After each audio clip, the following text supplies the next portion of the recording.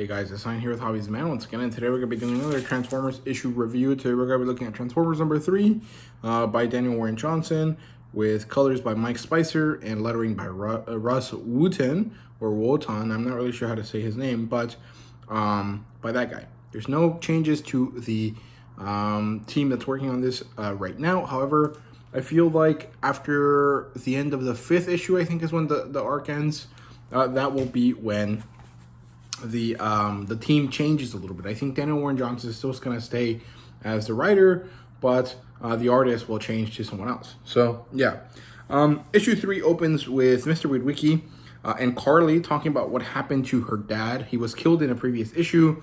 I think he is the man that Starscream crushes, but I don't remember. And Laserbeak attacks them while they're talking. Cliffjumper moves in to save them. However, Mr. Witwicky at this point thinks that every Transformer is bad. He doesn't really care about their allegiances or why they're here. He just knows alien robots equals bad, right? And so he's trying to kill all of them, but it doesn't really work. He can't actually, harm them properly with the human weapons that they have, right? So the best they do is kind of like stunlock Cliffjumper for a little bit. It sucks, right? They try to run away, but of course Cliffjumper is not going to basically be able to be they can't outrun him. So he'll eventually come back. But before that happens, Starscream and Soundwave are seen talking, and we actually get to see some dissension amongst the ranks of the Decepticons here, where Soundwave is almost about to say, if Megatron were here, we would be doing things differently. And he actually stops because Starscream starts to beat the shit out of him in order to silence him, right? And then Starscream sends Skywarp to kill off the humans because they're annoying. And this leads to another scene where Mr. Witwicky is getting the town organized for war, basically. It turns out that most of the miners and most of the people that lived here near that quarry were all ex-soldiers of some sort, or at least had weapons available to them, because that is a pretty common thing in the areas that they're kind of shown in, right? And so they're getting ready for war. Carly tries to stop them and explain the differences between the two teams, and there's this kind of like almost philosophical argument here where it's like, where Mr. Witwicky says that it doesn't matter who's right or who's wrong in this argument, or what they're fighting for, what the Kool-Aid that we're supposed to drink is. The thing is that these people are at war, and the humans happen to be weaker, non-combatant group, right? And so they're gonna die regardless of what the situation is, right? And so it is best for the humans to get armed and ready to deal with the situation as it comes, right? And so I don't necessarily disagree with the Witwicky man at this point. I think he's correct to a point. However, we know that the situation is not how he sees it. Optimus Prime is a good man, I guess, a good being, and he will protect the humans as best as he can. Now, whether that is completely successful or not is a different question, right? So, she tries to explain the differences. Cliffjumper shows up again after he manages to find him for the second time, and he gets shot again. This also coincides with Skywarp showing up, which makes them think that Cliffjumper calls for reinforcements, and so we get to see another massive moment of despair where the humans are just getting destroyed, right? And when Skywarp is just about to kill Carly, Optimus Prime shows up right at the nick of time.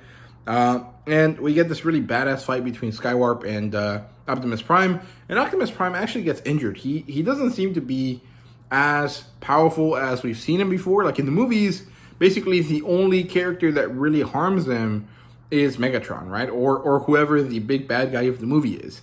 Most of the time, the secondary or tertiary Decepticons aren't good enough to harm Optimus Prime. That doesn't seem to be the case here, and so we get this really awesome battle.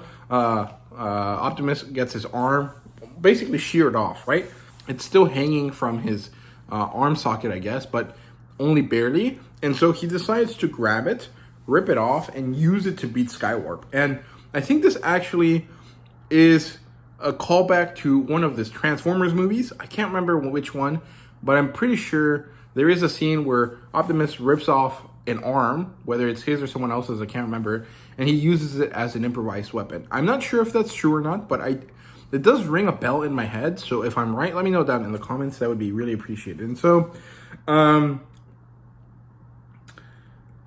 this happens. Mr. Woodwicky tries to shoot both of them, and he actually accidentally shoots his own son through this, right? So in the fog of war, I guess you could call it, he's shooting at the enemy, but Spike came with Optimus Prime, and so Spike is suddenly in the field, in the area of combat, unprepared, without a weapon, and Mr. Woodwicky is firing kind of wildly, and so Spike gets hurt. And this basically ends the conflict here. Prime beats the shit out of Skywarp with his arm, and then decides to scoop up Spike.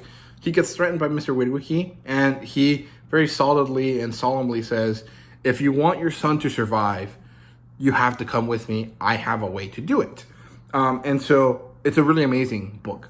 We also get a preview for Cobra Commander by Joshua Williamson here at the end.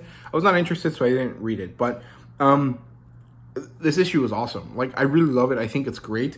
The art style is phenomenal. I was watching a video. I think it was one of Sal's things with Comic Storian. I can't remember. And he said that he didn't really like the artwork. And I can understand that if you're only looking at the humans. But from the perspective of, like, the robots, I really like it. I think it's a great bit of artwork. It might be interesting or nice to switch off to a different artist here soon, but I don't necessarily think it's important right now. Although I really wish the story didn't really have the human element, because I feel like the non-human element would be much better. However, I think that this is a return to form to an extent, because the IDW Transformers has been so robot heavy, as far as I understand it. So there's kind of a lot of things here. But I generally really enjoy this. I think this is awesome. I love the artwork. I think the colors are also really great.